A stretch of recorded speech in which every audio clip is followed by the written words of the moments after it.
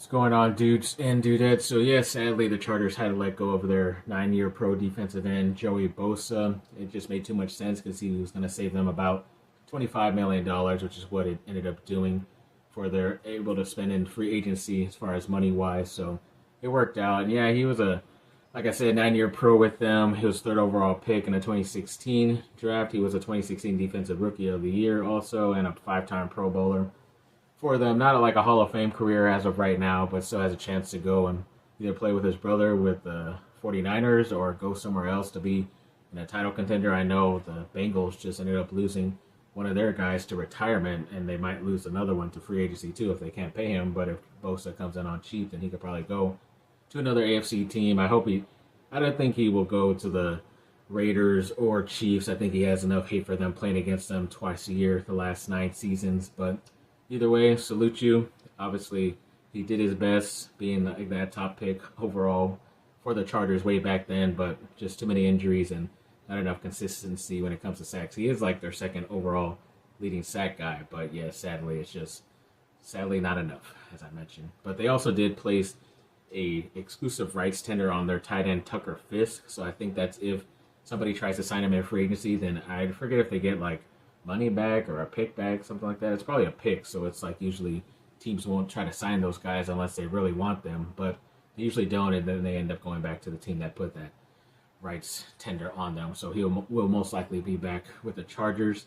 There was some big news the other day that their wide receiver they're trying to target in free agency, actually on a trade, DK Metcalf, for the Seahawks apparently requested a trade, and there was a trade possibility out there from the Seahawks where they send DK Metcalf to the Chargers and then they send a 3rd round and a 4th round pick in this year's draft. I think that's a little bit too rich. I know some people have suggested like maybe that 3rd round pick this draft coming up along with their wide receiver Quentin Johnson, which I don't think is a bad trade there. They still get another player at that position, and he is a lot cheaper than what DK Metcalf is for the Seahawks, and then you still get a 3rd round pick. I don't know. We'll see. I know there was a guy I wanted to talk about in this video for the Chargers and free agency that they should go after, at least not in a trade, because I know he was going to get released. That's what the news was yesterday, and then now all of a sudden it looks like he's getting a deal finalized to get traded to the Texans, and that is the wide receiver Christian Kirk from the Jaguars. So, yeah, I would have liked Kirk on the team, just not in a trade, and I guess the Texans are a little bit more desperate for a wide receiver right now because I think they got some bad news with one of their other receivers. So I guess that's why they're trading for him instead of just waiting for him to get released and then let him pick and choose where he wants to go. But yeah, overall, it's not a bad trade to get DK Metcalf, who's one of the top guys out there. But another guy who was recently released that I think the Chargers should definitely go after was Devontae Adams from the Jets. Another guy that I would have liked them to go after if he was released instead of traded for. And it looks like the top 5 landing spots, according to Hayden Winks, is the Chargers at the number 1 position to get him. So hopefully that's the case. He did say he wanted to play on the West Coast. He's from Northern Cal. I don't know if the 49ers have enough money to get like him and Bosa, veterans like that, on their team because they have to pay like Kittle and Purdy, their quarterback too, which is going to be a lot of money. So I don't know. We'll see where he ends up, but hopefully with the Chargers and Devontae Adams. A couple guys that I want them to look at in free agency coming up. It's Stephon Diggs, a wide receiver who was with the Houston Texans. He played more greater years with like the Bills and Minnesota, but I want him to go after him, even though he just recently suffered an injury last season. Amari Cooper is another receiver that was recently with the Bills. Doesn't look like he's going to re-sign there, but I think he still has enough talent, and he had some great years in Cleveland and in Dallas, so I want them to go after him.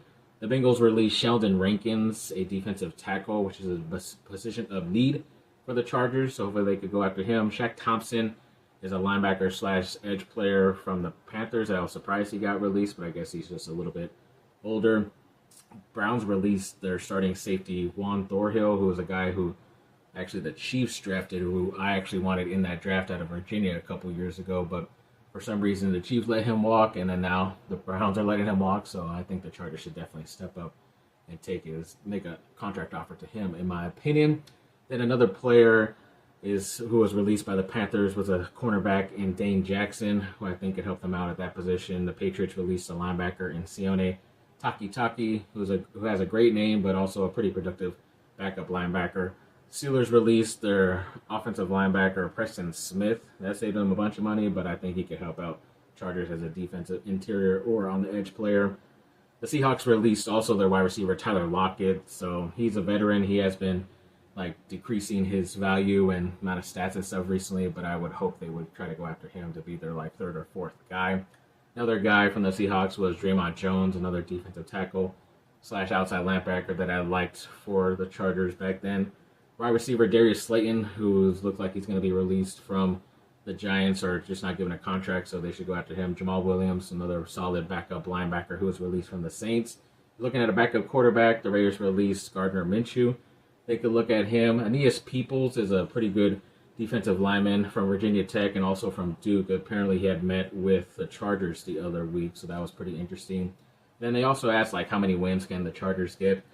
I don't know. They had a lot of an easier season, a way more easier season last season because of, like, them picking that high in the draft, so you had a little bit of an easier route last year. But this year, they, like, had more than half their schedule as teams that were in the playoffs and just recently in the playoffs, too. And so it's going to be tough. It's going to be big-time matchups every single week. But if they could even get through this at least a couple games over 500, I think they have a chance to barely get into the wild card. And then we'll see what happens unless they just go off finally and they are the superpower that Jim Harbaugh keeps saying that they're going to be. So you never know. But this video was more of like a Chargers free agency wish list update. So hopefully just not too long and not rambling. But hopefully a lot of these guys will be available once free agency starts, I believe next Wednesday on March 12th. I forgot to mention for this Chargers video that, yes, Joey Bosa, that's why it's a little bit more sad, is that he is the very last San Diego Charger that was drafted on the team when they were still in San Diego. So now that is officially over and done with. Maybe that's a positive thing. You never know. And yes, with DK Metcalf, apparently the Chargers had already tried to acquire him last season before the season started. So maybe there's a good